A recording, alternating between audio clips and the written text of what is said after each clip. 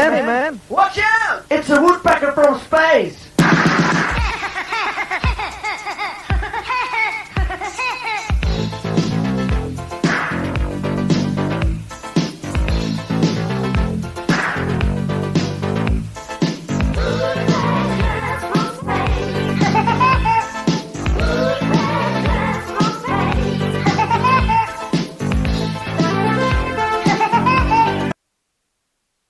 Today we are going to be hollowing out the base. We're not really going to work too much on the top part.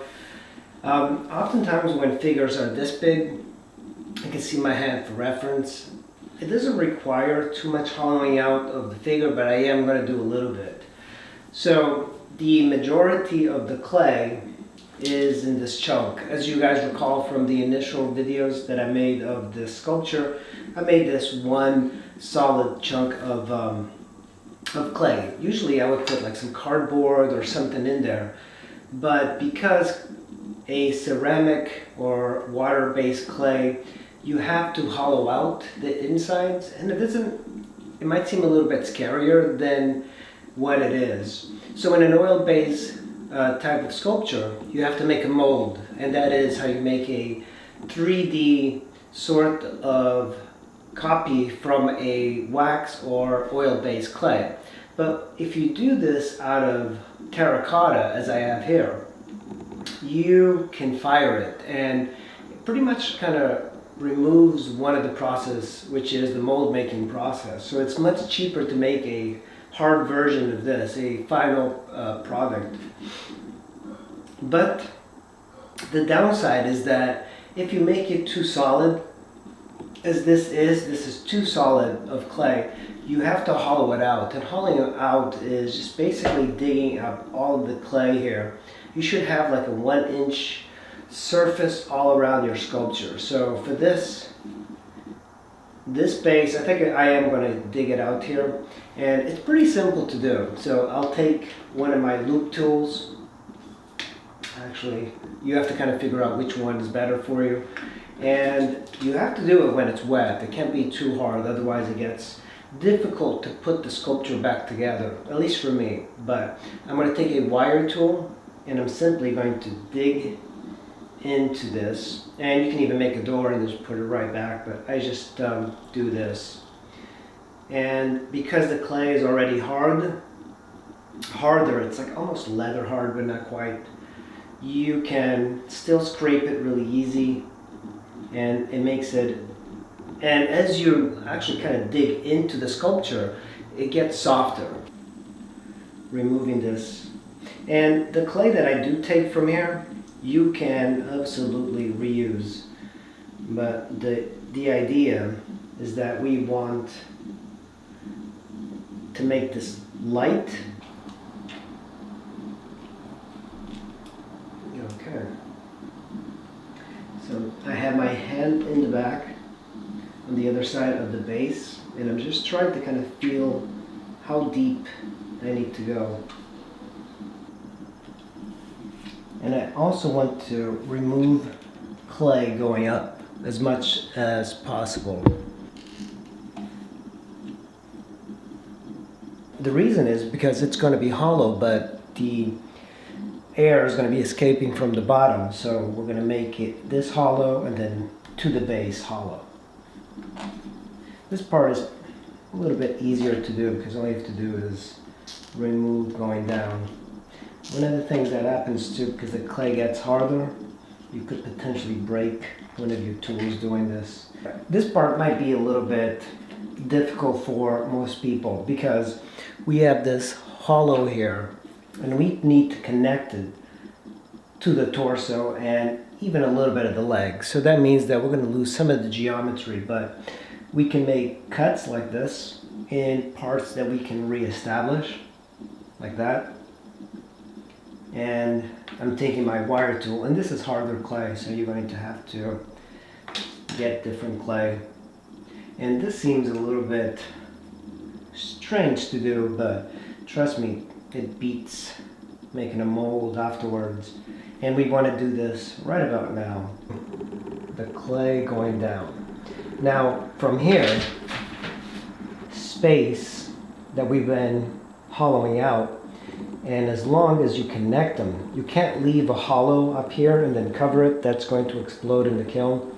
So it's already at the bottom. I can feel the tool going there. And this one is not perfect, this tool, but here is going to escape the gases and the air from this. So there's a hollow right here. This entire torso is one chunk of clay. So I need to figure out where I'm going to make a hole. And I was thinking right over here in this latissimus dorsi, if I make a little door this way, it'll be easy enough to resculpt that. And perhaps another maybe in the deltoid going this way. That way we'll dig out quite a bit of clay. Another good thing is that I'll be able to remove that skewer that's stuck in there, because what happens with the skewers is that if you leave them in too long, they will just become super tight. It's not a big deal because when you fire it, you'll be burned up and then you just have a hole in the surface. And it's easy enough to take some putty and then paint it, and you'll never know. This is the way I usually do it. Again, put your hand on the other side like this, just so you can kind of feel how deep you need to go.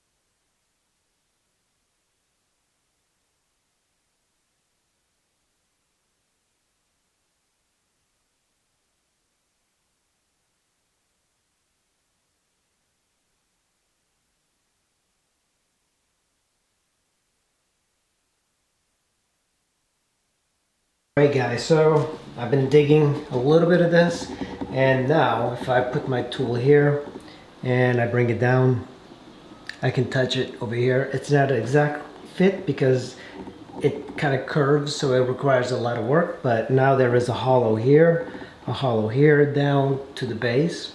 So on this side we have it completely solid, so we need to figure out another way to do it. And I think what I'm going to be doing is making a hole in the deltoid. You could also use a drill. I've used drills before in this sort of work. This is going to accelerate the level of drawing for your sculpture. Okay, so that's, and I think that's pretty much all we need. So now we have to cover this. We don't want to leave it open. There is a technique to this, and you have to get plenty of water as much as possible. All of these holes have to be wet. You're going to take a serrated tool and you're just going to score this. Scoring just means leaving quite a bit of the texture in there, and I like to keep it beveled like this. Do the same thing. Tool like this. Just create like some hatch marks. We will have to redo a lot of this stuff, but that's what happens when you don't want to make a mold of something. So I have wet clay, and let's start by fixing this part in the back. So what I do is I'll get like my clay, and I'll just start, I think I'm just gonna put like one solid piece here, or not, so it's a little difficult. And you can use a tool. Make sure you can kind of push it down. Really wet, just keep spraying it. I think what I'm going to do is just take this chunk and merge it.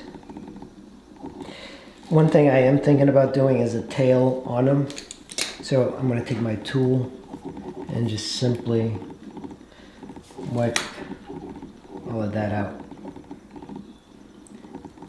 Once this dries, you can take your tool and fix all the imperfections, but at this point we are just going to do this and let it attach to the other part. This is like a cylinder really, so what you can do is just, I don't even know if I need that much clay. I'm going to take that. I do like to use my tools to kind of push it down. Even if you add a little bit to the outer surface, it doesn't matter. We are going to be rebuilding it, so do this and start building it this way.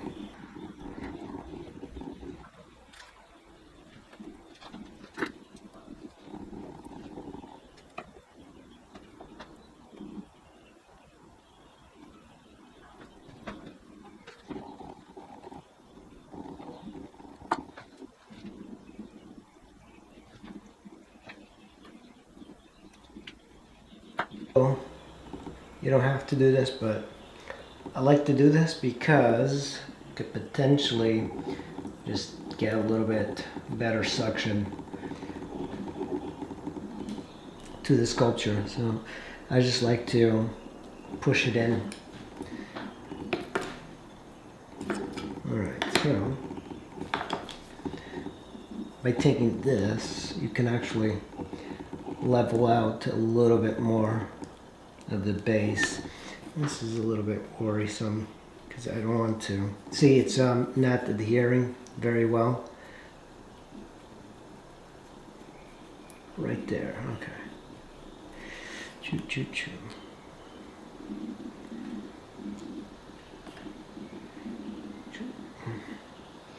So now we have this hole here, and you might think, oh, you're just going to fill it up, but because it's so thin, I can, but I would have to do it really carefully, like this, or you can just wait until it dries, and then you don't have too big of an issue pushing it in. Essentially, the sculpture is almost done.